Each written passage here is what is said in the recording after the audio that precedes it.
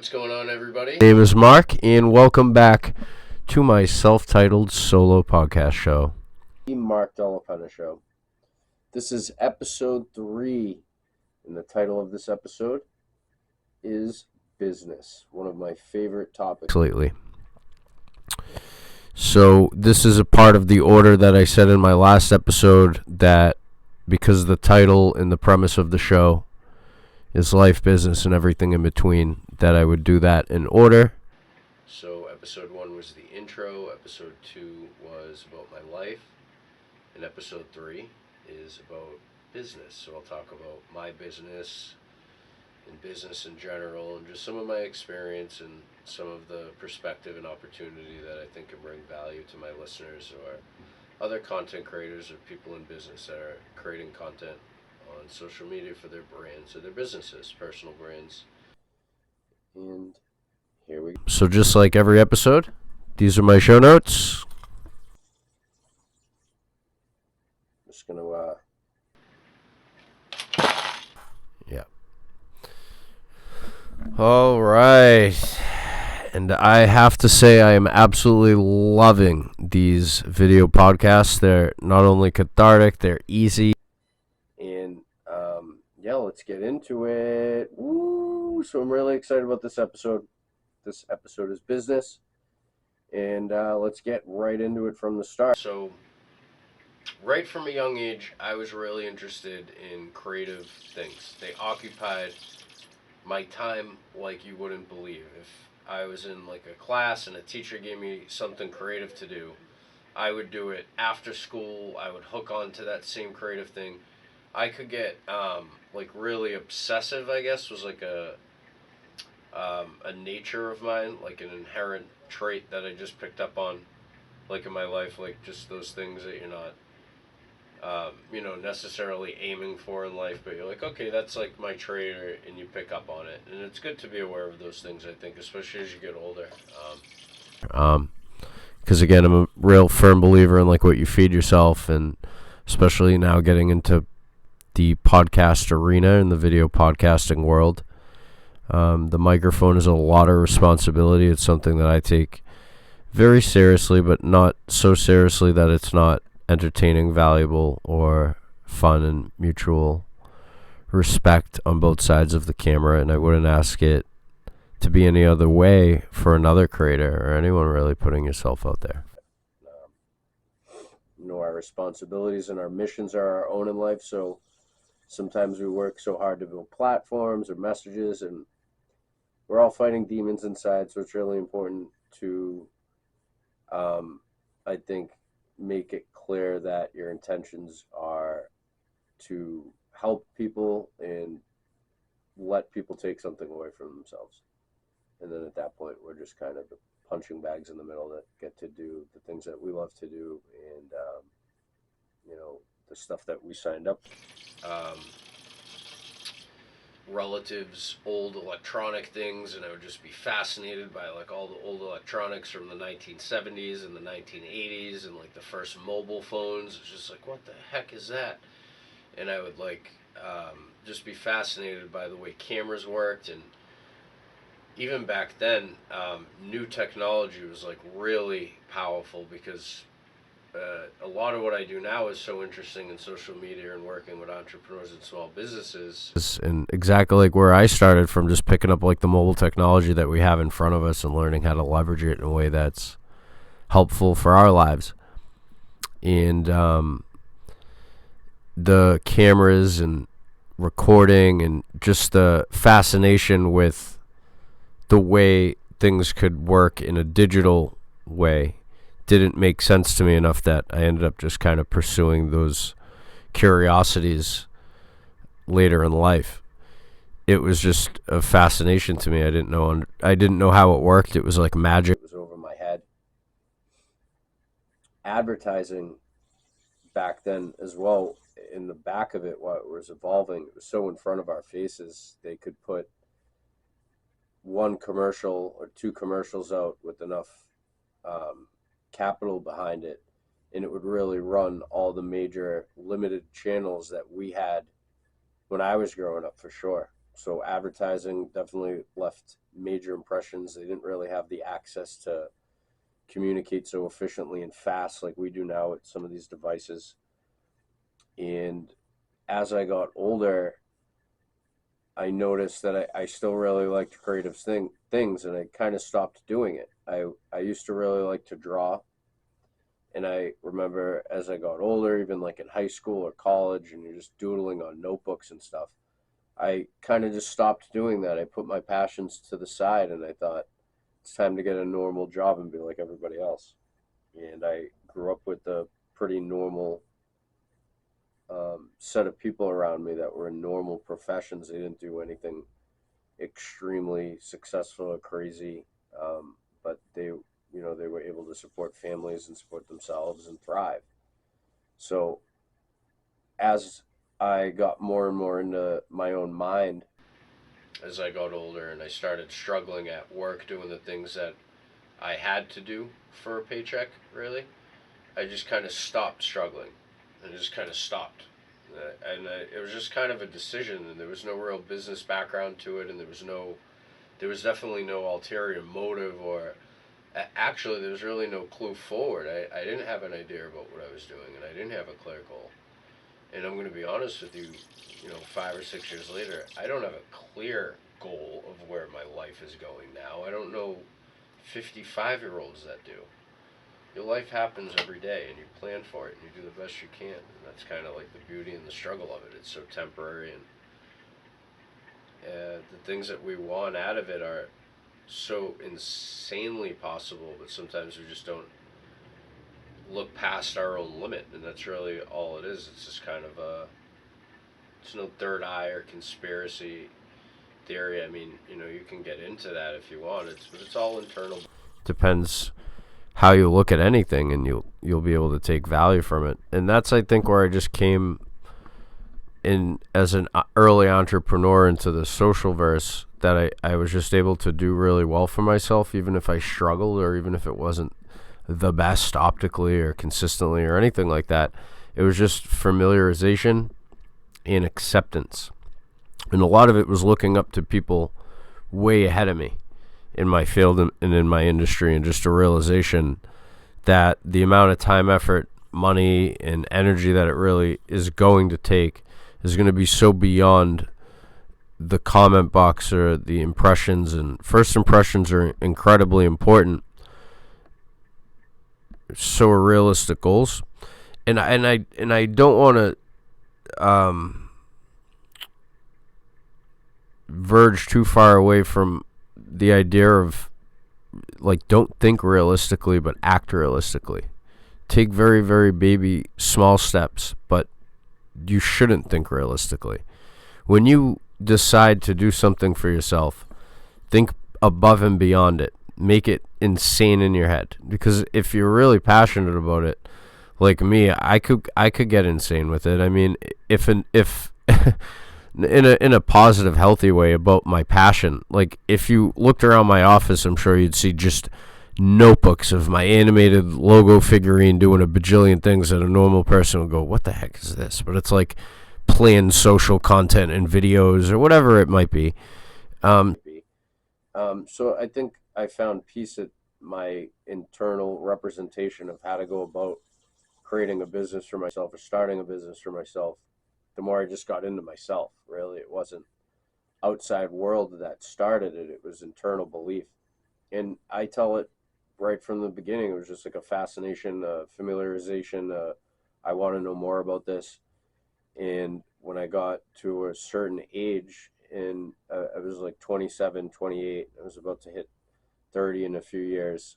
And I was just thinking back a little more on a macro level of where I wanted my life to go, because I think at a certain age, well, it was really interesting for me. Is like I was always pretty mature for my age because of my upbringing, where I raised myself in a really different world, I guess, where it was a lot And less unpredictable. But I was able to raise myself and just kind of navigate and communicate that. But I put my passions and my own desires aside a lot, because I really didn't have a strong internal voice yet at an adolescence age to say, hey, you don't have to do that. You can just kind of make it easier for yourself. So I always kind of found it easy to be led or guided in a different direction that didn't fit me inside. And I think it's kind of a struggle to explain it, especially as a podcast host. Ultimately, I explain it that you want to be really selfish and greedy with your time, your energy, and your money into the thing that you're going to do for yourself long. But you don't actually want to run around and promote that you're selfish and greedy. That's not it. And the more you help people, the more you make people happy with the really simple, stupid thing that makes you so happy, is more impactful than you believe it is. And this is just from knowledge and insight, and even now looking into the future of where I see content creation going and just the crazy elements of features and activity. And I'll try to divert back just on a timeline just to give you guys just the evolution of technology really shaped the way that I saw my life as I got older. And when I was at when I decided a career, I chose restaurants. It was just very familiar to me. It was just always a clutch, and I leaned back on it a lot. So I remember when I went to college for fire protection and safety, like a certificate, and I would take the civil service every year. And I would get 100 on both the written and the physical. But I was never a giant man. So the physical, when I got 100, I was toast for the next 4 days. So I kind of started to doubt my own internal belief system. Like, it was something that I wanted to do, but is it realistic? Am I capable of it? Then I started to play like basketball and high school basketball or off school basketball with like friends and recreational like hoops and just pickup games just for fun and things like that. It was definitely like a sport that I liked the most, that I played the most. I played pretty much every sport at least once, every major sport. But basketball was just really easy for me, just living in the city and growing up in that kind of condensed transit area where you're meeting a lot of different people from different walks of life and nationalities. And basketball is just kind of the courts of the place you go, and it was just easy for me to pick up on. But I got injured a lot. I tore the same ACL twice over time. So as I got older, I started thinking more and more about how to make it easier for me. And ironically, I actually got like injured a few more times, but I don't want to reshape the episode to give my listeners anything less than the best of me for this episode, because this one really excites me. But I ended up getting like hurt later on in life, just through incidences. I was pretty badly hurt, and it put me at home with my family, and I wasn't that young anymore where it was like, accepted by society, I guess, or like frowned upon. And I felt like, wow, like I'm kind of like a loser. And the truth was, I just wasn't up to my best. Physically, really, I couldn't even see out of my eyes, though. I was in no way, shape, or form capable of, doing anything less for myself. But it was in those moments where I leaned back on like my creative thinking, and like through healing and in places where you don't want to be, like, maybe like the hospital or some sort of event where you kind of want to just tune out, and you have to be there present moment. You have to be really strong, maybe for yourself or for other people around you. I found like creative thinking was like the scapegoat for me, and I talked about that in my first YouTube series. It just always kind of was. Music, movies, video games. Not all of it is productive, but I also, I wouldn't use the word victim, but I was swayed into the hustle culture, the real gripping post life at the beginning of my social content journey, and it's really not productive or healthy. Essentially, you do want your business to start working like a machine and like alleviating your time.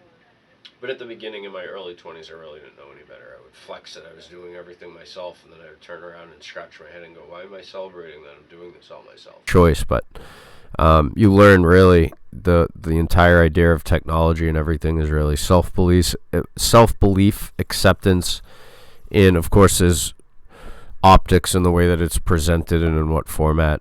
Video podcasting is really cool because it's very loose and you get to just kind of be yourself. So as technology evolved and reshaped my way of thinking, as I worked my way up into the restaurant career, I finally got to like assistant management and management roles, and I was taking on a lot of responsibility. There was a lot of restaurants. It was like big money restaurant, high volume, traffic, real rush, fast paced thing. And you just get worn down and you exert, I think, enough energy in environments that don't really make you happy. And ultimately, because of my upbringing and like the way that I just think, it's not, I don't want to make it sound like pessimistic, but it's survival. Like a lot of it is instinct and awareness that if it's not really making you happy, there's probably something better out there, and internal belief systems and stuff like that. But I ended up departing the 9 to 5. I left after just dazing off into my phone and looking at this world and whatever it was at the time, like the influencer marketing world, or like some of the top 1% of creators that I'm sure a lot of my viewers know or watch, and most of the world would. And just watching like their stories, and through such short periods of time, they were able to take things into the internet and leverage it. And I found just giant motivation into that. And where I really got interested into the idea of doing something online or digital for myself before I left the 9 to 5 world was sort of a rebellious, tactical, guerrilla marketing kind of mind of creative thinking, of like, all right, I kind of don't know what to do, but haha, I got this.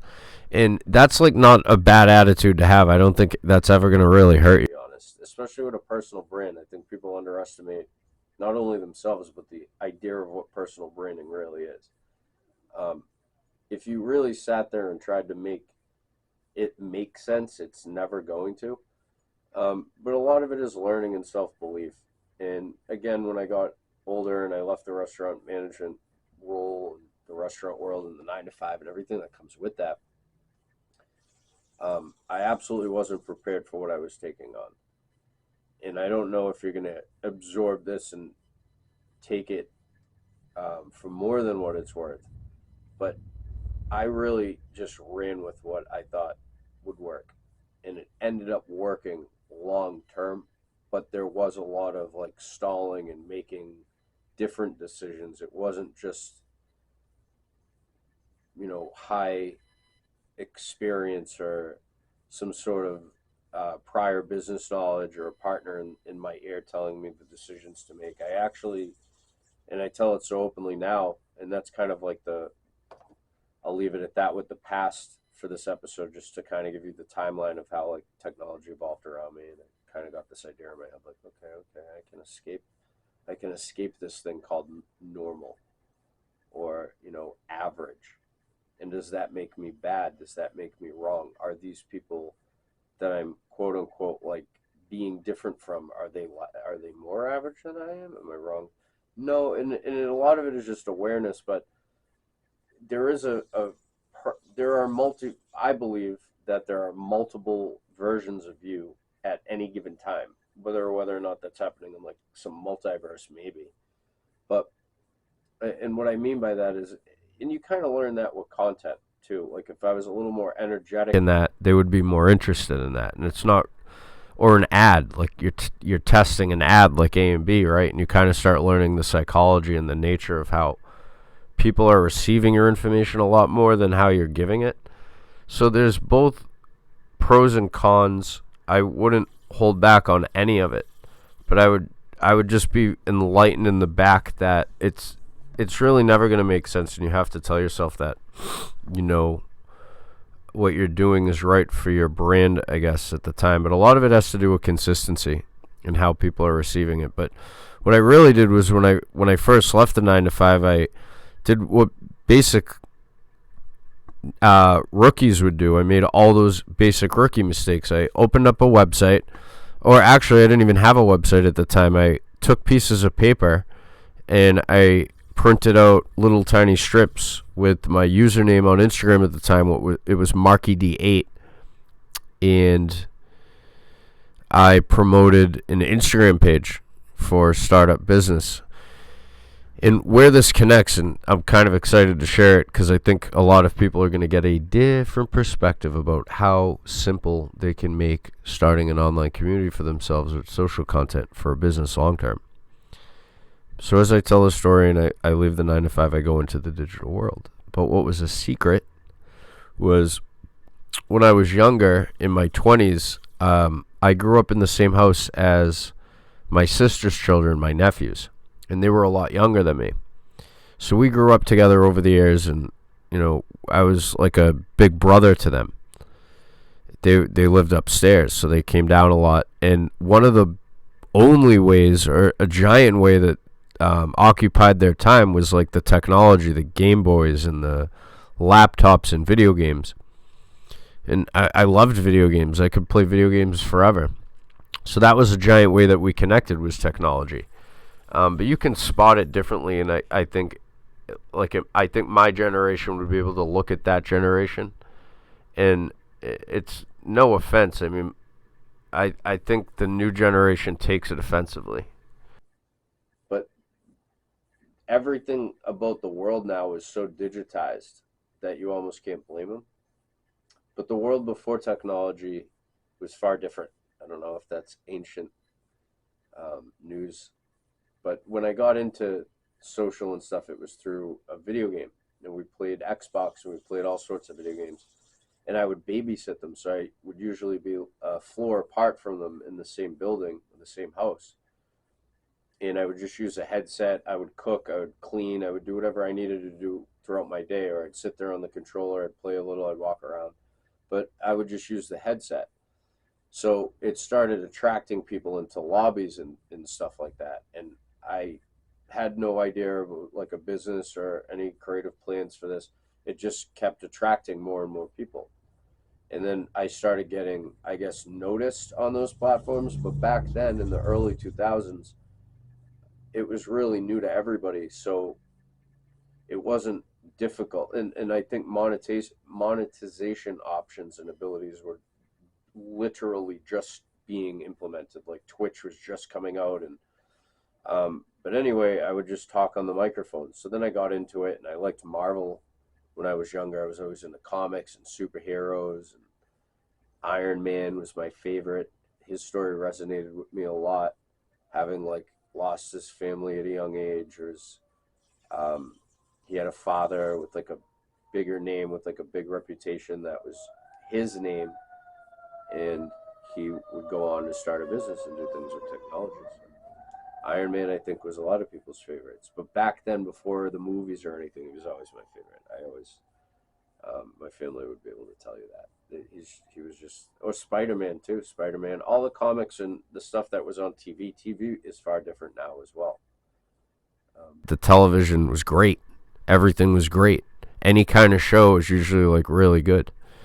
And now it's just kind of a garble mess, and there's really no art or originality to it. That drew me to marketing too, and content creation. And I don't really follow trends. I never followed trends. I didn't do that once or in 6 years, not even in audio. I found it to be like a waste of time, and I think that was just because I had full optimization that if I'm going to do this, I really need to leverage my four corners and what I'm putting into it and what I'm going to say to it. But that was just from years of prior experience on Xbox and doing it. So what ended up happening was, through talking on the headset over and over on Xbox and playing, it started a community. And at first it was like 8 or 10 people. So I started getting into the fields, and I'm like, I liked Marvel. Let's do Marvel UN verse. So I spelled it UN, the number 1 verse, to get it through to the system. So it popped open, and they weren't expecting this, because I ended up getting pretty visible on Xbox itself. But it grew and grew and grew, as you can imagine. At that point, and then what I started doing was I was using creative features of the Xbox platform itself in the games to create my in-game characters in like any title that you could imagine, as close to like Iron Man or Marvel as I could. And I would just use a range of characters, and I'd have the gamer tag with the Marvel Universe or UN verse on it.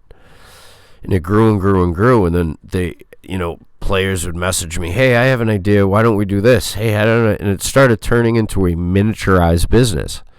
And I never had these ideas or thoughts. I just started going with it. And then I started role-playing into a character of just like, let's go, I'm here to smoke you guys with my controller, like you don't want the joysticks, and just be like in a really motivating, obnoxious kind of over-the-top Xbox player. But what ended up happening is we ended up getting noticed by like some of the titles of the platforms themselves, and then some players were like, hey, we should open up a Twitter. I don't know what Twitter is. What's Twitter? Oh, Twitter's this app. So we would run Twitter content, and I'd start manning it. And oh man, it was great. It was hilarious. We got like noticed and mentioned by some actual businesses out there. And meanwhile, I'm over here in my bedroom in my 20s, babysitting on a microphone in pajamas with a headset on, thinking like, wow, there's some power to it. And what ended up happening is players went into like DC Universe video game titles, and we were Marvel Universe. So it got the game operators' attention at certain points, not every day, but there was a massive amount. And one game title that stuck out, I think, was DC Universe Online, and there were just hundreds and hundreds and hundreds of us, or not at one point in time. There was a lot of us at one point in time. It's like 30, 40 people, like in exits and entry points and warp zones, like in the way that they do the levels. So it was almost impossible for people to pass by. And, of course I would abuse it. And I'd be like the Iron Man guy flying around promoting the thing. And I would learn how to do this automated. Wow. We're not automated. Like you can write scripts in the boxes inside the video games and kind of automate it a little bit. And I would just promote. And then I started becoming aware that, wow, there's monetary ability to this. But I had grown from nothing to like, there was hundreds and hundreds and hundreds of players on the Xbox, and they started opening up into different titles using it. So I ended up using my Xbox as just a place for them to like play and rent. I would just kind of sit there and let it run 24/7. It would go on and on for weeks at a time. I'm sure gamers can relate to that. And it went on for years. So I built like real relationships with them. I'd hold their work, and some of them would get featured. We would use it, and we started leveraging it to get real world stuff happening. Like we would go on YouTube and we would message artists, like pianists and violinists, whatever it was, and we'd say like, hey, do you want to do like a video? Can we use your music? And that's where I started piecing together like, wow, it's almost like a cheat code. It's almost effortless. I didn't do anything to really be able to do this, and I'm just kind of selling what the world can already do based on attention. I couldn't monetize it or really pursue it, and I kind of kept it not a secret, but I didn't promote it so much because it was Marvel, and I wasn't anyone. I was just a fan, and they were all fans. They trusted me. So I got like rep in the gamer world, and I just kind of took those ideas and put them in my head. And then as an adult, as we get bogged down by reality and society, and we stop being that inner kid in us that's actually the most savage part of our being. And I truly believe, as someone that grew up in a mature way, maturity is not necessarily a urge to show people how mature you are. In fact, I usually have the urge, especially in my social content, to do the opposite. Like if I could run around and be a goofball and make that work for me in my life, I'm okay with that. But that's just innate nature and, again, perspective. And in this industry, it actually, it's not unfavorable. But that's really like how I always thought of it. And then even when I was younger and like the Disney movies were first coming out, like we never saw anything like that. When like Fern Gully came out, I was glued to that thing. Or all of them, Aladdin. We had, you save those VHSs, and I would do those dances in the Disney movies from those videos. So I was always like mirrored and fascinated. And then I remember when I was even younger in the 90s, when like Eminem and Britney Spears ruled the music scene, MTV was a thing. on Carson Daly's like Colin, and everyone would watch MTV. I mean, everybody in the world would really be glued to these few specific shows, and that was, the emergence of digitization. So when I very, very first left the 9 to 5, I sprang back into this kid, like this mind of like playfulness and like, how do we make this work, and how do we take some of this in absolute nothingness and leverage it for social attention, and that's why I'm sitting here. And it's not, I didn't do anything wrong to do it, which is great. I'm able to just kind of sit here and help other entrepreneurs and creatives that have the same mission. But I think this perspective is really going to help you, because that's essentially all you're really ever doing. And as an entrepreneur, I think the more you can sell what the world can already do, the more valuable you're going to be to the rest of the world. Now, you're only ever going to really make or get not what you deserve. It's what you tell yourself you deserve, what you actually put yourself out there and get. And that's just the truth of it. And that's kind of the cheat code, and I think where the morality issue came into me when I got into the idea of leaving my 9 to 5 and making like a creative digital business for myself, was the absolute awareness that this stuff is really simple, easy, but you're going to get peeled apart, and you kind of have to have a real desire for that level of exposure, I think, or attention, because it is brutal. It's very cerebral and psychological, but you're really not doing anything wrong, and no one's coming to help you. You really have to feed yourself those positive inner thoughts of reaffirmation, and it depends. I mean, if we're talking like specifics with social media, it really depends what you want. But you really ultimately, you always want to make it as easy for yourself as possible. And in such a competitive industry, the less you compete, you're never really competing with other people. You're competing with everybody for attention. But that doesn't necessarily mean, start putting elbows and hands in people's face. You're going to start looking around for people that are doing similar things to you that you want to be associated with, especially long term. And a lot of everything that I have done so far has been really intentional, so that I can demonstrate it or talk about it or point it out to other people watching to help them. So when I first went into the idea of leaving this 9 to 5, just so we're clear, I did have this familiarized idea of how to create some sort of internet persona that people would follow for something, and you just do that consistently. But I didn't have any prior business knowledge or social media knowledge really at all, just simple basic familiarization. And when I left, I did the typical stuff at first. I really used cheap pieces of paper, affordable, and what I would do is I would go to the beach and I would hand out mini flyers, and I would just say, hey, my name's Mark, I'm a freelancer, and I'm looking to help people create social content. Eventually, I opened up a website. It was very basic, and I offered everything that you could possibly imagine. And it was the worst idea ever. Not only did the website just sit there with no traffic going to it, because I just thought, put it there, it'll work, right? No, it won't. But I didn't know that at the time, and I offered everything. And when I got hit for something, when I got a call for something like logo design or cups and mugs, I'll do hats, I'll do this, I offered everything under the sun. And my ultimate goal really never changed. The core values of the business never changed. But before it was really a business, it was just me running around with my phone. And I would just use cheap, free pieces of paper.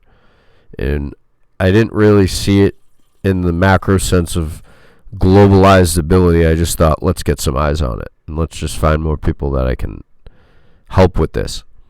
And I climbed up. I went into like Upwork and Fiverr and freelanced for years and years and got to learn. I got invited to a lot of like studios and really nice sound recording places to see like how they take a content creator in the music industry and extract like I got into other social agencies with teams and got to see how they do it in a more organized fashion, and it's definitely a really empowering experience. So after I left I'd start doing really affordable, cheap things. I'd run around the beach, I'd hand out flyers, I'd go to the laundromat. And then I started getting more and more into the optimization end of social content. And learning that each piece of paper that or post, as you say, you're putting out into the world, the most powerful part about it that you always want to really tell yourself as a content creator. And that's why content is king. And that's why I was able to do good for myself, was that it's so powerful. It lasts forever. But it can be a good thing and a bad thing. And it's a digital kind of double-edged sword if you think about it, right? And it's kind of, as long as it's been around and as familiar as we are with it as people, we're still new to it as a whole. And we're seeing that now with AI coming out, ChatGPT, which is insane to think that, I used to run around the beach and hand out tiny pieces of paper and flyers. Now, you can ask ChatGPT for help, it'll help you. But that's how I started, was really cheap and simple and free and affordable. And I would go, well, this is the most interesting part. And this was a blessing. So I went to, I had very little money. I had like $22, and I was doing it for a few months on social, and I wasn't seeing results. And I was getting distracted by the real rookie stuff, the hate comments and all that. I was getting distracted by what I was doing. And I was overthinking, how are they going to think? Maybe I should explain. Maybe I should post this so that they know that, and maybe, and it was just a circle and a cycle of me spinning my tail. And I went into my pocket and I had like $22, which meant I can't even buy more ink to print, to run around and do these free print record videos. And mind you, I was using Instagram at the time, which had 15-second long links of capacity. And that's where I started. And I would do these short, quick videos of absolute nothingness. And I would sit in my yard. I would do cat memes, pictures of my cat. I would talk about the event I was going. I would get like invited to local events. So one day I went onto Facebook and I went into like free events, and I just typed in free event and local. And it was a local free event in the Boston area where I'm from. So I went to this event, and it ended up being the greatest first event that I think a lot of content creators could ask for, and I'll share it without duplicating it in any way. But it was a seminar where they went over the extreme importance of flourished mindsets and literally learning how to flush your subconscious thoughts to allow positive thoughts in. And the way that your brain works is so intricate, and you can't really go into the back of your head and get to that tiny little, it's the smallest part of your brain, but it actually controls everything else. It controls your body, and that's ultimately going to control the rest of your life. So it's a thought process and a flushing. And it was like, wow. And of course, they tried to sell you something expensive at the end of it.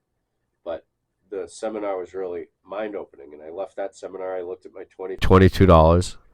Probably spent another $6 to get home. And then I think that next day, I started really sitting at the four corners more, and I focused more on how do I not move and make these four corners do things for me. And I would just run tiny short videos at the time, like here's how I put this together. And what was tough for me too, I think the transition of content, entertainment, valuetainment, and looking back, and of course all this is hindsight and perspective, but I would do like really educational, good to know things, positive things on social, and it had like an adverse effect, and I used to struggle with it, but then I let it go, and I understood why. Like, yeah, it's not necessarily fun, and that's where I kind of had to take I started to learn like how to create a persona, and I started to learn that it's not me being fake, of taking portions and pieces of me, I guess, in a dissected, planned, strategical way, in a cerebral way, and inserting it into the social content to be the character that they need me to be to do that thing. And we see that in entertainment, or in broadcasted television. But that's sort of the elements of like marketing, really. You're taking something obnoxious or funny or unique and strange about you or what you're doing, and you're running with it. No questions asked. That's a part of you. And that's like a strength, I think, that a lot of people don't understand. It's actually a real big strength.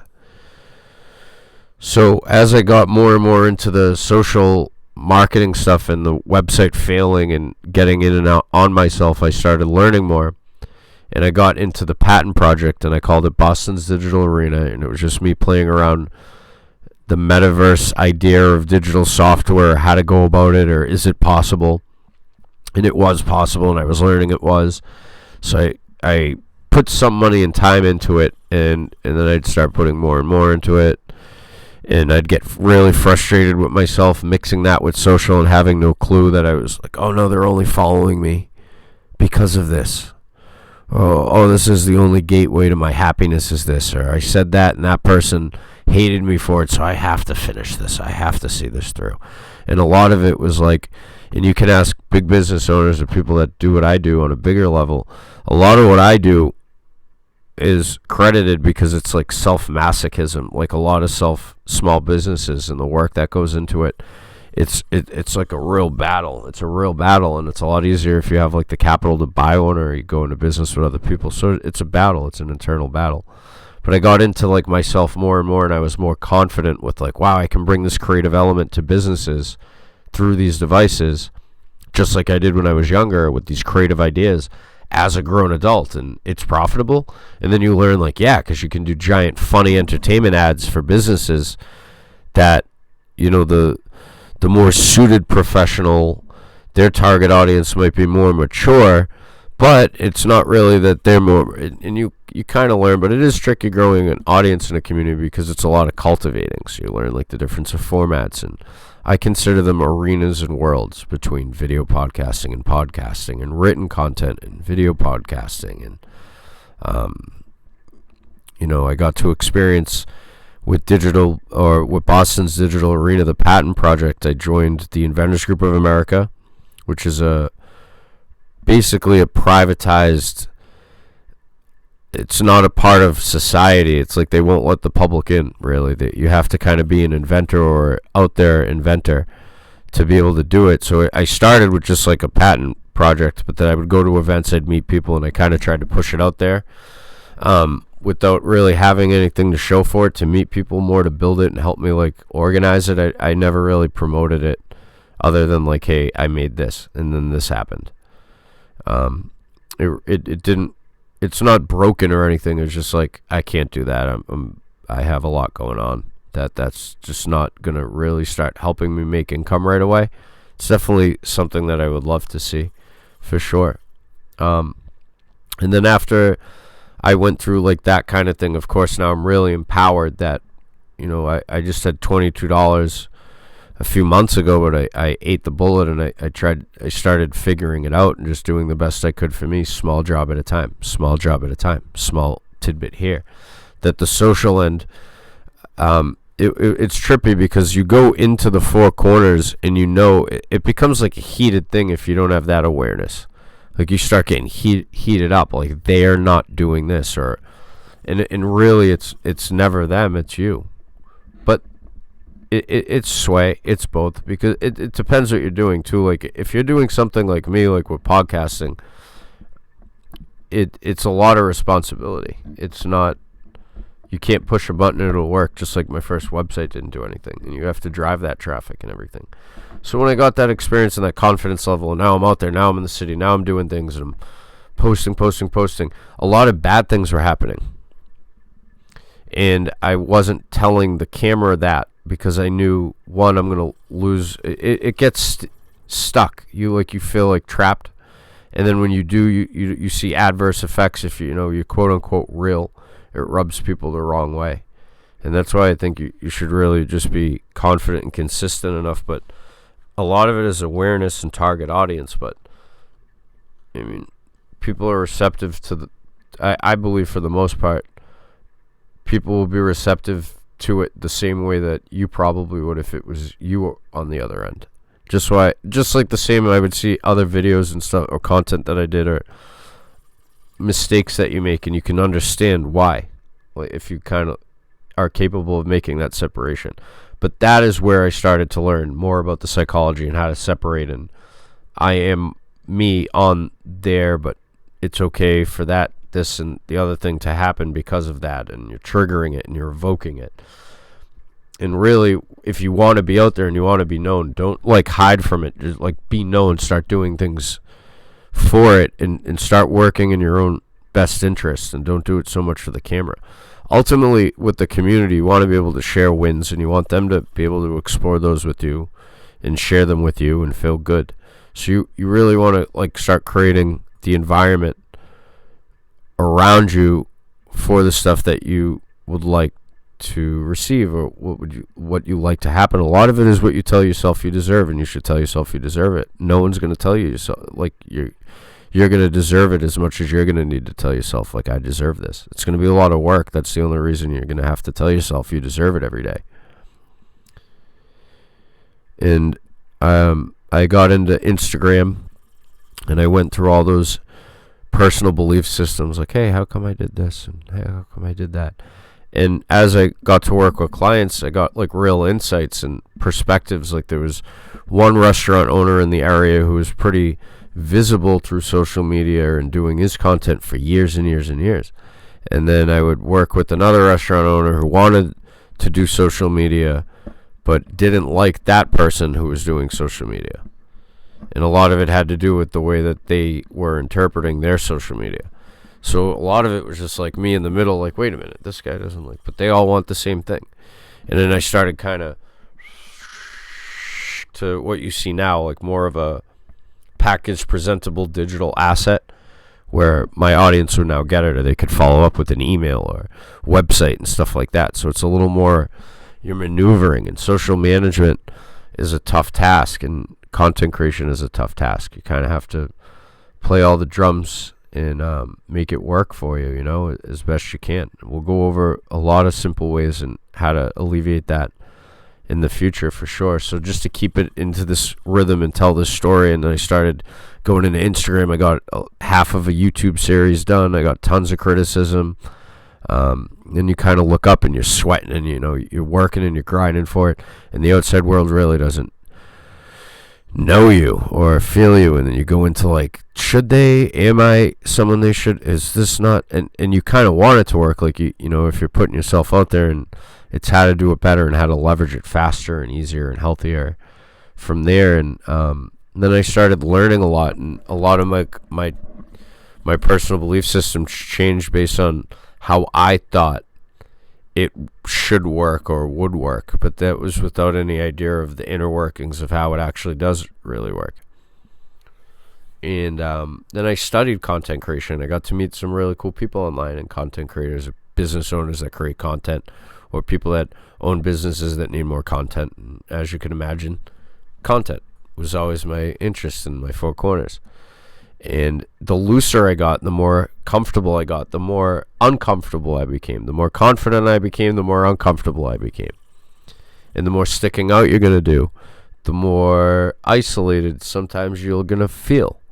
But really, it's all feelings. And without sounding brute or, someone of no emotion, don't be emotional about it. Be numb to it. You can still express yourself and have a real opinion and help people. You can do whatever you want. But you have to learn and train yourself that, okay, this is what I want to do. And the rest becomes easier and it melts away. And especially, as you can imagine, it was really happening internally. So you go through those sweats, and what someone like me coming up through like the social verse might consider as like the grind, or that endless, like that battle. And you step back and you have a macro view of it. A lot of it, it's not necessarily manipulative, but you're creating an environment through manipulating your own energy, time, and understanding. So like you can create like a sense of drama, like boom, boom, boom, like people, my haters are never gonna forget this, because you're in you're communicating something to someone that you think would resonate with that. But that's like any other industry or any other profession. And an example of that is if you were a cookie company, you might continue to make jokes or inside things with you and your community through your social content, especially. That could be a hit for everyone. You make a joke about a cookie, and that's the way the cookie crumbles. And now it's a t-shirt. Now people are emailing you, hey, that was great, and I liked that video, and that is how the cookie crumbles. You were right. And now that's a thing. What I found so mentally powerful for me, and this is true, like I really didn't want that glorification, and I didn't think I could handle it anyway. Like, I can go on stages now and speak, but I'll get messaged like, hey, man, that was really insightful. But I started, like, to not want to do it because I want them to like that feeling more and me through the content more in a selfish, greedy way, because I need it to survive, and I want to help them with that. So if they found help with that, you want them to keep coming back. That's like any other business. But I used to find myself really morally sick on the other side of it because I didn't want that. So what I found really powerful was using my animated logo. And what I did, even in the background, I'll make more sense of this in using my Psyche as a creator. But like when I was playing video games on Xbox, people would say like, you know, like you really inspired me, or you changed the way that I play, and you give me like a place to play every day. And I would be like a video game character about it. Like, nah, it's not me. You're doing it. But it's true, because it hits you on the other end. Like if you touch a soul, if you're able to be genuine and you're able to like reach out and help people, you're going to touch souls. So I think it's okay if you want to, but when I say don't do it, you know, be greedy and be selfish, you don't have to prove that you're a nice person, is what I mean. Like I could sit here all day and start taking videos from the years past and put them in there, and I would struggle with that too, like especially from the short form content. And you want to impress your customers, you want to impress your target base enough that they're interested in what you're doing, not that they're going to come pick you up and carry you somewhere. But doing that as a personal brand, especially, and me operating the logo character, I could physically see through statistics and talking and feedback. It's easier to relate to sometimes as the character. It's easier to remember. I can do things with the character. The character can get in trouble. We don't really care about what the character's feeling today. And people watch that character do a ton of things. And if you think about it from my perspective, it's great. It alleviates social content. I can do whole entire YouTube channels with the right creative minds on a team with animated stuff with that guy, or with that character, I call it. And being a human, of course, you receive both good and both bad, and you feel it, and you can't show some things. And a lot of bad things started happening where I felt like trapped or uncomfortable. And then I would make mistakes or unawareness, like to show my quote-unquote audience or community, like, hey, this is happening. Real things. And as in the back, I would, through time, I would save, I would go and I'd get an office, and I've had an office location for a few years now, almost like 3 years now, in Salem, from starting in my bedroom and doing all that freelancing. But it was all like broke, cheap, easy, broke, simple, cheap, easy, broke, simple, cheap, easy, chase opportunity. Nothing was amazing. The social end, the better you get at it, now you can do some amazing stuff, and I can help people do amazing things, which is really cool. That's something worth being excited about. The thing that I would like to share is the more I was becoming visible, more and more bad things really started happening. And I would peel myself apart, like, no, they don't understand. They don't understand. Put the video there. They're all going to see it the way I need to see it. You know, how could you be mad at me? How could you hate at me? I'm helping this person. And it gave me a sense of, like, invincibleness as a young, free mind. Of course I'm not invincible. But I think that's the mantra of the story and the takeaway from this entire episode in business and creating something for yourself from nothing, right? Or building yourself a brand, or starting a business from yourself, or a podcast or a channel. You want to leverage things that aren't there in your favor. In your time and your knowledge and your experience, for sure. But it was really like transition. When I got invited on my first stage and I looked at a real audience, I wasn't thinking like of the comment box ever again. It became like a means to an end, or a way to make it work better for you. It didn't become look what I did and what you did. And it's trippy because I used to get in trouble with that. Someone would say something and then I would post something in back. And don't get me wrong, you can do it, but it is in the presentation, I believe. It's ultimately all up to you, but you have to play this game on offense. You can't play this game on defense, right? And when I say like no one's coming to help you, and it's to really give you the idea to make everything easier for yourself. It's not to say that you can't do it. It's starkly hard to start a business from scratch in the manner that I did, for sure. If someone else did it out there, they're not going to say, oh, it was simple. They might have had a lot of help to make it look simple, or it might look simple, but it's even more work to make it look simple. So you got to play your strengths and forget about your weaknesses, because you're going to have more weaknesses than strengths. That might always be true. But the point was, as I was getting into it more and more, and I'd get more excited, I'd get more positive, you'd run into issues or people would disagree with you. I started getting long comments in Facebook and things like, hey, I don't like marketers. Marketers are the people that they call me late at night and they do these things and they scammed my wife for money, and marketers are the scum of the earth. And I'm like, oh man, am I a marketer? I'm creating content. I think my name is Mark. I'm over here with my Battle Ready logo, and I'm creating cartoons, and all right, and I would kind of go buy them, but like a week later it'd go and come back. You're like, what the hell? And they kind of chase you. And what happened was, as I got my office, more bad things happened. I've had police called. I've had all sorts of crazy things happen. Harassment. And the more I'd go, hey, this happened. Can you believe this happened? More people would do more bad things. And it was like a real awareness, like, wow, if you're going to do a community, you have to make sure you're dealing with who you say you're dealing with. And the internet and safety and everything really isn't a joke. And that should be a topic for another episode, because I don't want to take the mood away. But yeah, just start for free, grab things and go. And the good and bad's going to happen, and just prepare for it. But then I went into like this whole mental thing, and back to basketball. Kobe Bryant was always my hero. I wore number 8 in high school for basketball, and it wasn't because I was the best. It was just my favorite number, and I ran to grab that jersey number. And I was always very, very fast as a kid. And I was about 5'11", 5'10", or 5'10", 5'11", 5'9", 5'10", and I could jump and grab rim. And I couldn't dunk, but I got up there. But as I shared, I got injured. But Kobe Bryant, and he was one of the only reasons that I watched professional basketball to begin with. I was always a Celtics fan in my area, and I would go to Celtics games, cheap nosebleed seats, and Bruins games. I loved going to sporting events.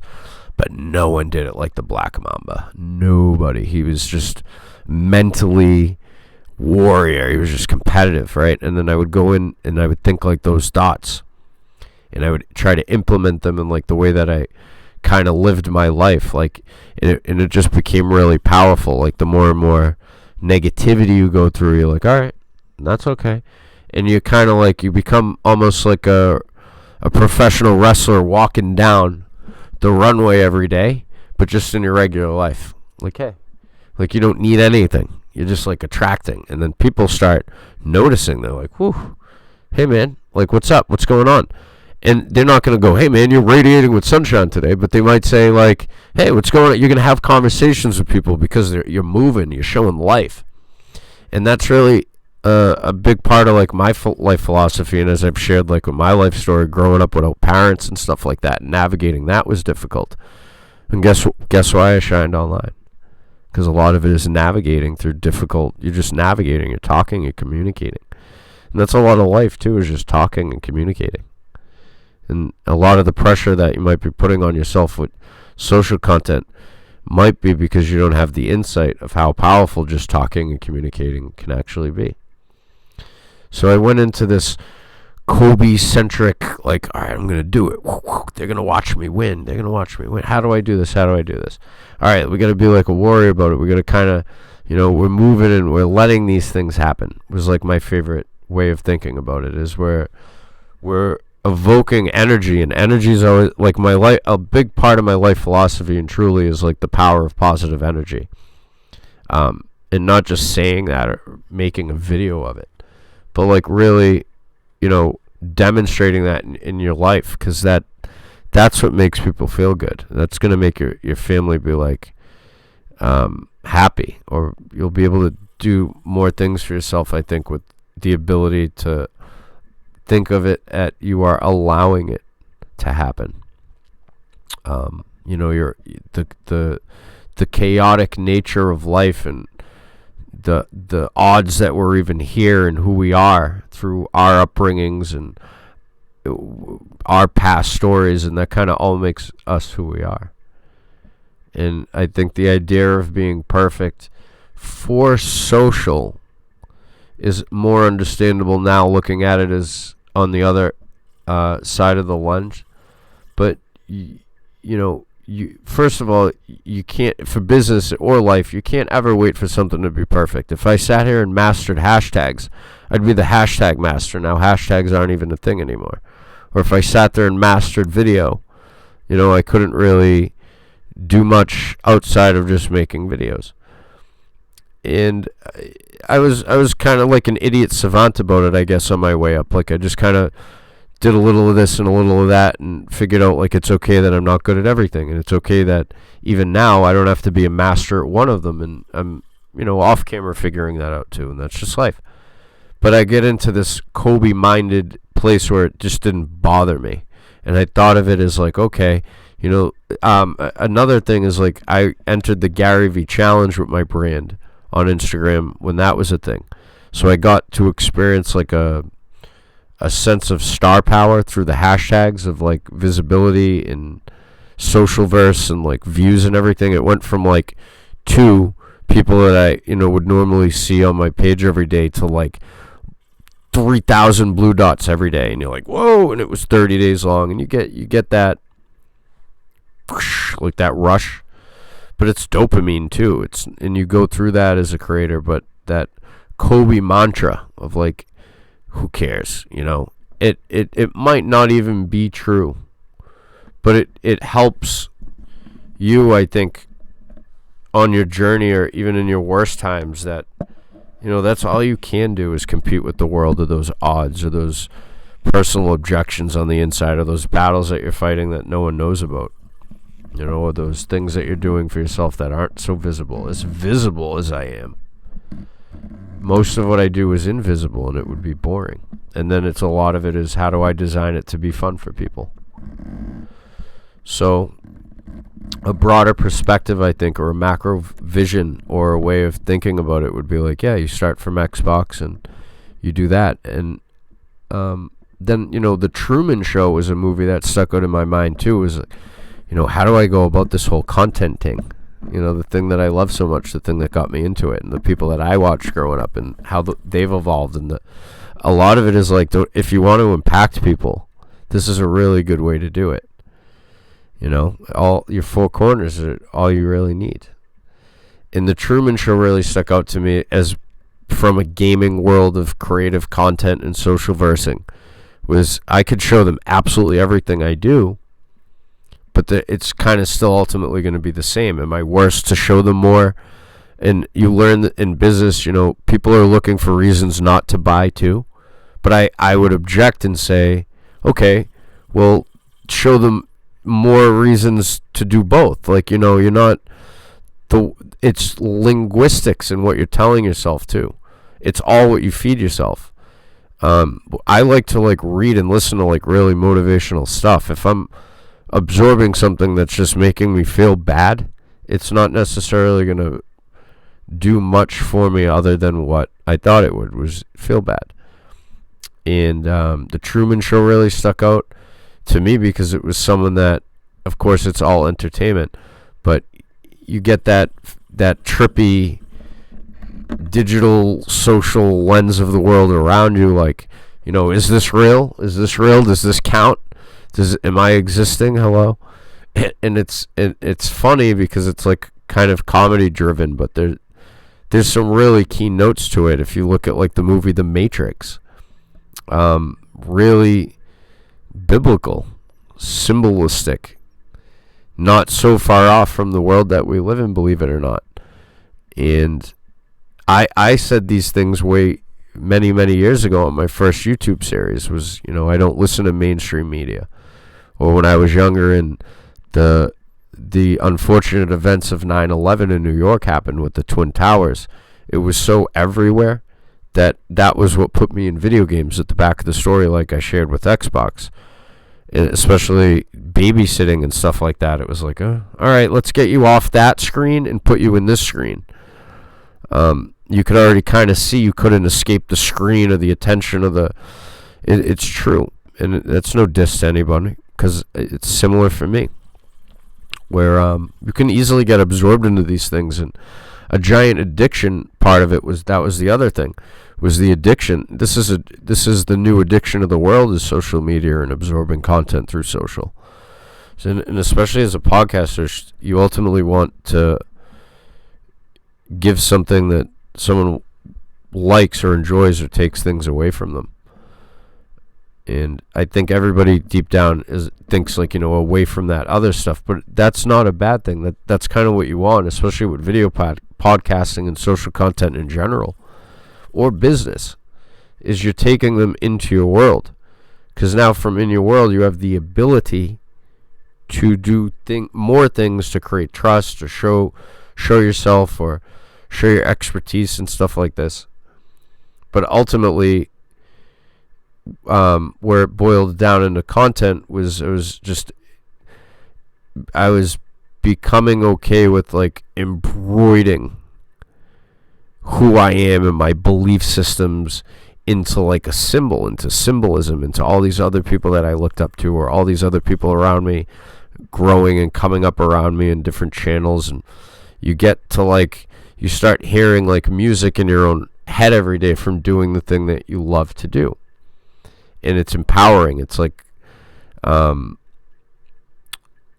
form of self-mastery in a way where you're not a master, but you're like, okay, this is good for me. It's like working out or doing something that you just didn't think you were capable of doing, or putting yourself into an uncomfort zone. And like a lot of that was just me getting out of my comfort zone. Like I could kind of baffle people, I think, for both reasons, for both good and bad, and hopefully my audience and listeners can take things away from this. But if I showed you like a physical printout, for example, of like my actual calendar, there would be nothing amazing about it. But internally, it would be like, woo! It would make noises. It would like be things. It would be at places. So that's what got me into content, and that's what got me into it. And just the observance and the responsibility level, I think, is it's scary too, because you're really never out of the control of media and information. And I remember like an example, being so visible and social and starting a community now online. I'm doing what I was doing in my 20s, translated into social with the community, which was what I was doing. I was building up these websites and promoting these social content. And you guys can go look. You're more than welcome on like my Instagrams and stuff like that. But then like the Black Lives Matter movement started. And I remember on the advertising end of social, and for what I do for a profession, you learn like, hey, maybe that whole thing that they're doing on social for it, like the social part of it, where you're posting to like, make your voice clear, like, yeah, I agree with that. But then you learn like there might be some sort of disgusting business end to that optic that they put out in the advertising world. And you're like, oh, but you're visible, so you want to show. And then you just learn as a creator that, the responsibility level for the words like exposure and magnification and attention and There's prices to that. So you'll never get it right, but core belief system, that's the difference. And that's similar if you were starting a cooking show for yourself and you were cooking great foods and snacks and on your phone, and you were screaming and sweating at the comment box and you didn't know how to do it, and we've all been there, and it always gets harder even if it looks better, all the way into like a book or a show or television.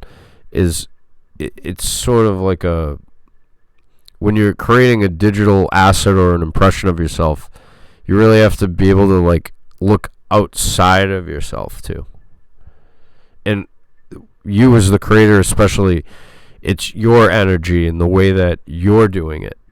And I think if you can get into an uncomfortable rhythm, you can have really comfortable conversations with real people in a productive way. And I found that, hey, I can bring value to that. Like, I can go on a Twitter space, or I can have a guest on a podcast show, or call in and like talk about it rationally and give our audience some sort of valuable perspective that makes them feel good, or ultimately get some insight as a podcast host so that they can come back to me and trust me for more of that. And a lot of it is like, okay, I'm signing up to be a human filter. Like, this is going to be tough. And yeah, and that's like the scope, I guess, of social creative, essentially, is you're always like a filter for opinions, and you're very visible. And that's why I say, like, and I write it as like jokes and copy and stuff to motivate people for my brand. But essentially, I'm like a living human proof that, I went from, wow, how does this phone work, to, whoa, I can use some of the craziest hashtags in the social verse. So it comes with like fun and responsibility, and you learn like marketing and leaning into it, but being confident and comfortable enough that you can explain yourself too. And like a veil doesn't go down, or like, you get caught up in something that, you didn't want to be in. That's guidance and that's navigation. You'll never be perfect. And you have to really, it's trippy looking into the future for sure. Because also, like, to touch on that with that movement, like, you learn, like, in my industry, a lot of people get into e-commerce and social media because they have different stories in different ways. Like, maybe they felt like their job didn't represent something good for them, or what their belief system was, or whatever the case may be, and they kind of take a stand. And that's kind of what content is because it's such a solidified object itself. Like, it just sits there in the internet forever. It'll outlive me. It'll be there forever. And the differences of learning that to, being a beacon of energy in a way that I knew I wanted it. I would talk about it like, hey, I want to be a big beacon of energy, and I'd write it in copy and sales jokes, like self-sustaining clean energy, and I'm going to do this all myself. And you're using words in communication. But yeah, it was true. It was just posting and radiating is what you're doing in social. And that sums up the episode and encapsulates, I think, the point that I wanted to make. Of course, I'm going to say, never give up, believe in yourself, and leverage the heck out of your digital devices, especially if you think it's going to help people. But just be really mindful that you're going to get everything you want, which is scary. And I'm going to explore that more in my next YouTube video called World of the Infinite, which you guys are more than welcome to check out on YouTube at Mark DellaPenna Jr. And that's going to be the first video that will start the second half of my first YouTube series, which I call The Beginning. And it's just a way where I can kind of connect storytelling, themed content, and make sense of it piece to piece in video to podcast, and to make sure that if someone's tuning in or checking something out from one platform to the other, that it would make sense, so they'd be able to kind of navigate or have at least a chance to catch up, I guess, and be involved. So now what I'm doing, and I'm really excited about, and you guys are more than welcome to check out on my startup, digitalbusinesstraffic.com, website homepage. You're more than welcome to check out 3 events that I'm doing for my community. You're more than welcome to be involved. I'm doing Logo Wars, the Walking Tech, and the Digital Business Traffic NFT community. And I'll elaborate a little bit about that because we're on the topic of business in this episode. My logo animated character came to after, as I was telling you the story and I was getting into the social verse, I started creating like a brand, and I made it a video game kind of animated character as a traffic light, but I gave it like a little attitude to represent like kind of like the nature of the online and social verse and content creation, and what kind of, I guess, vibe I wanted my followers, the customers, the clients to kind of get from that brand, like the we're here to help, we're here to serve you kind of thing. So I wanted to portray that, disconnect me from it, and implement that character to do the job that needs to be done kind of thing. And it's derivative of like it's a traffic light, so it's the same color as like a simple basic traffic light, but it's derivative of like Boston and the city culture and the urban way of life, and that simple little basic traffic light that kind of guides us all every day and gets us all through it, with the heavy kind of urban-esque traffic of the internet, where it's you're driving web traffic or traffic for your socials, with some sort of personality that would resonate between me, my Xbox story, and the video game character that I portrayed in the video game, and the persona, I guess, that I'm not being fake in my content, but you're putting on like a persona, and you learn that's okay. You kind of, when you get into it, you learn like you're creating customer avatars, people that you're hoping to reach, and you're creating an avatar of yourself, like you are that person that they can go to for that thing, so that everything else kind of blends away from you. And the real reason for it is entertainment value. You want to give those people like, haha, there he is, like that's my guy for that thing. And that's just how I want to do it, because I know a little more about it and how I can do it and make it work in an entertaining way. So I'm doing that for YouTube. We have those 3 events that you guys can check out on the website. I'm doing this podcast back to back to back, and I'm editing and publishing them as fast as possible for a full 14 episodes. And that's stuff that I'm up to for the business side of things and digital business traffic, and I'm really excited about it. And I'll get into it a little bit more and more. So the NFT character, or the idea that I talked about, the digital business traffic NFT community page that you guys are more than welcome to check out on Facebook. It is just by that name, Digital Business Traffic NFT community. It's a page. There's like 82,000 users on it. I moderate it, keep it clean, keep it really simple. Just NFT collectibles, rarities. Keep it there. I clip all the other sales stuff away, except for ours. But seriously, digital assets are my favorite. So the animated character got into it because it's essentially, it looks like an NFT character. It's like a little animated cartoon character. If you haven't seen it, you can go check it out at Digital Business Traffic, or check it out on social. But it's just like a animated traffic light guy with some personality that I can make content with. And what's cool now is you see like Web3 in the crypto world and Twitter, and how they use like that stuff. I was doing it before then, but I didn't know any better. So now I'm getting into that, like, oh, is this possible with the blockchain and how to make it work? So I have some more surprises to reveal, but that is an avenue that I'm looking to do, especially with clothing. So what I did was all that content stuff that I told you about. I told my life story and filled all my followers and everybody in, and then I changed outfits, and I picked 8 because Kobe was my favorite. 8 was my lucky number, my favorite number. I'm a Scorpio. I was born on 11/14, so I'm the 8th zodiac. 8 sideways is infinity. That's world of the infinite. And I started going deeper and deeper into my content and giving my community like an authentic, creating an authentic vibe and community atmosphere. I'm like, all right, let's keep it real. So 8's my favorite. What else can I do with this? So then I thought of an outfit that I can design using cheap, easy, affordable, simple things on the internet do it, execute it, put it into action, and then talk about it with my audience and show them like, hey, that's how I did it, and you guys can do that too, just with merch drops and stuff like that. So I picked 8 pieces of clothing from head to toe to create a full outfit that I would then wear to add recognizability and more unique content vibes, basically. And I can pick out my content now going down the feed on social, which is great. That's ideal. That's what you want for clients too. The more you can pick it out, go, oh, that's mine, without really looking. It's going to be easier to recognize for everybody.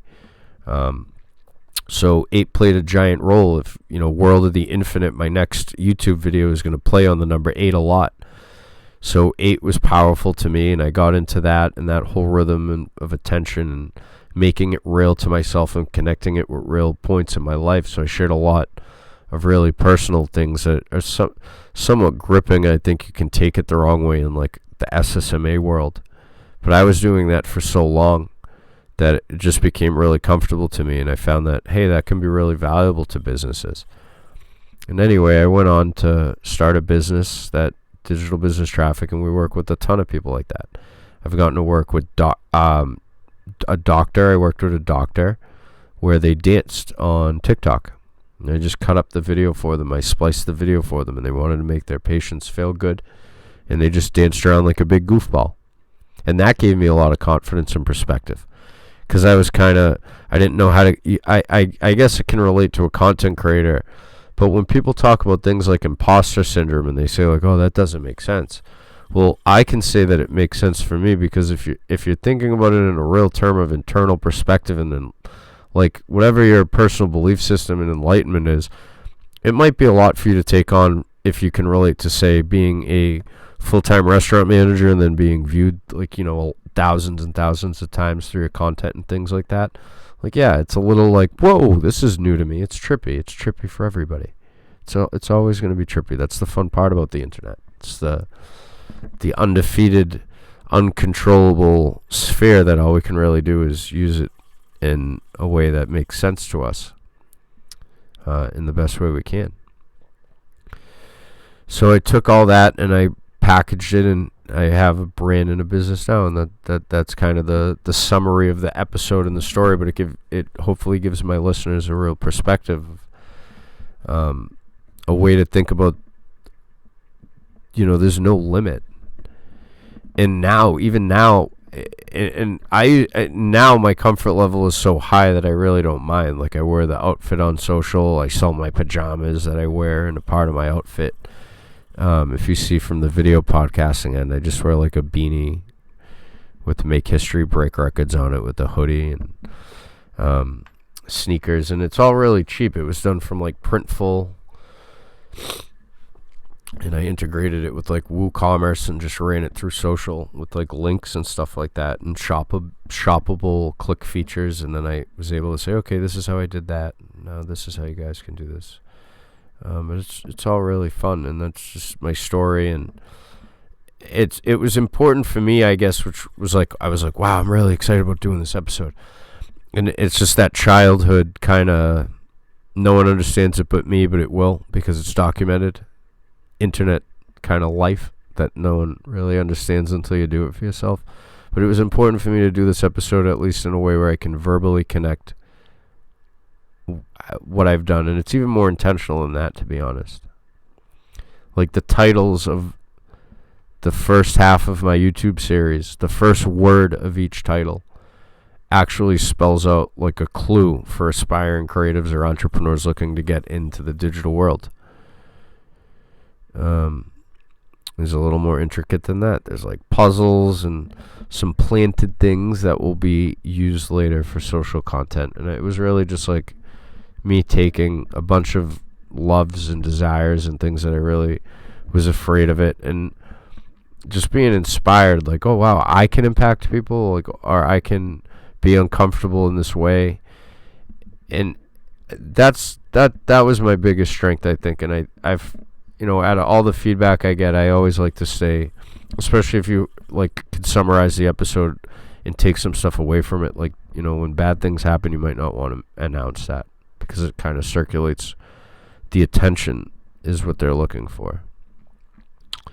and if you don't give it to them, kind of thing. And you have to really be strong in your faith, because if you want to be the light shining in a dark place, they're gonna come.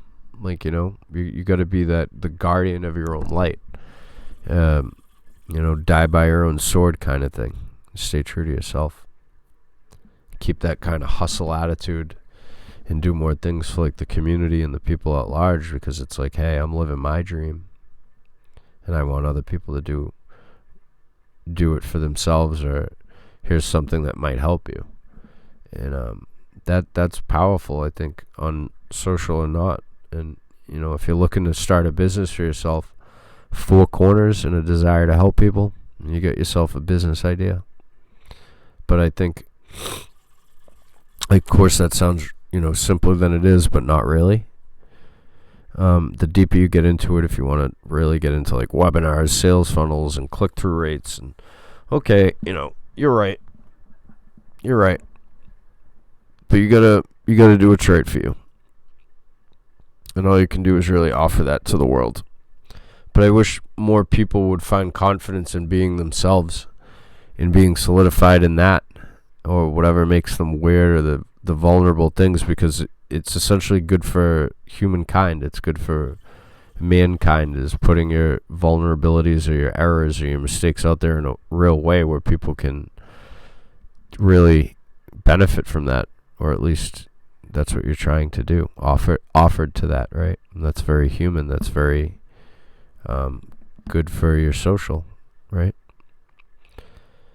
So what I would like to also say in this episode about business is, I think often times we're not using sometimes the best unfiltered, unadulterated, raw form of like, this is for you, I'm going to help you. Maybe because you've been hit, or you've been taught, or you didn't believe in yourself as much as you should with what you put your hand out to help someone with the first time. And it's societal, and it's something that you can only explain or offer to other people, but you can't make them tell themselves every day that they deserve it, even though that's something that they should tell themselves. But that's really the rhythm that I would like my listeners to at least try to incorporate for your own life. You're flushing like a sink with water the back of your brain, or the subconscious part of you, past traumas, things that maybe they said to you yesterday, or that last thing that you brought your brand or your business to, and you were really bummed out about it, or your content hasn't been performing, or you're not seeing results or something, or maybe you wanted to start that YouTube channel, but you keep putting it off. Just break that childlike, break that barrier, and kind of go back in and kind of realize that you can kind of control both. You can kind of be the puppet and the puppet master. You can kind of like be really goofy, funny, in understanding and accepting, and then you can kind of be that brute, savage destroyer. And I think it's good to understand that in this line of work, I've come to learn, like, there is ego, and then there's being humble, there's being but you need ego. Ego, I think, and a lot of it is linguistics and stuff, or deeper understanding, I guess. Ego and being selfish and greedy, and I say that, and I mean it. And it's not to you're not taking from other people. You're using your energy to take from like what you need for yourself, basically. And the reason that that's okay is because you're not taking it from other people. You're absorbing the energy. You're kind of just doing the best you can for yourself, and everyone should too. And there are gonna be people that kind of take your energy from you, or just kind of, not everyone's meant to be in your life forever, kind of thing. And that's true, and that's true for business, right? But you kind of got to plant and be solidified and consistent in your life, and not just your content. And I think that this whole episode in a nutshell can kind of summarize just kind of a broader perspective of some of the different creative elements and aspects that you can do with social or for yourself with simple things, without making it harder for yourself, without trying to be or making it better than it has to be or harder than it has to be. And a lot of that is like really it's really internal, and it's like I've been just telling myself for years and years and years now, you build up that inner voice, that inner voice that started at the beginning of the episode that didn't know what they were doing, to the bigger, louder voice now as your podcast host who's saying, yeah, make that inner voice, feed it, and then it gets so loud. If you look into the eyes of a confident person who knows what they're doing, you're not moving that person. You might, but they're not going to really move. You're going to, they're going to keep doing what they're doing. They're going to fall. You could push them. They're going to physically fall, but they're going to get up. They're going to push. And that's hopefully my audience, right? And life in general. And it's not always in the form of proving it or physical. A lot of this is, especially in the digital and that cerebral stuff I talked about in other episodes, a lot of this is like, hey, how do I make it easier for me? And that's okay. And let's make this work, right? And bring something into fruition or into manifestation from nothing. And that's why I love the creator economy. I love that about the creator economy. I love that about the creator economy. I love that about the creator economy. I truly have an actual, I can physically see like a genuine like love for other people that are making content for themselves in any degree, just from going through it in the process of it. And that's what I really do love about it. You can leverage absolutely nothing and turn it into something. And I say it as a joke, but it's true. You can sell clouds, and you get offline and you end up selling a cloud factory, right? What did you do? Nothing. You looked at clouds. And it's funny, but it's true, because you can actually just start an Instagram page and take pictures and videos of clouds, right? And that can be a monetary thing. Isn't that interesting? To be a part of it and not fight it, and just to accept who you are and put yourself out there and be vulnerable, right? And that's going to wrap up this bonus episode. And again, you guys are more than welcome to check out Digital Business Traffic. This website will host all these future episodes of the Mark DellaPenna Show and other value-tainment activities. You are more than welcome to check out some of the pages. There's a lot of free information, free video guides, free content size charts, free information, and stuff like that. And I really appreciate all your support, all the feedback, all the downloads, all the listens, all the subscriptions. It's insanely motivational, and it's happening in real time. So it's a little more enlightening, heavier and lighter on the heart, mind, and soul. Each post, each episode, each day. And all we can do is be better and use our time wisely here while we're here now, while we're in the now, And thank you for listening. And as usual, I will see you in the next episode. Make history, break records.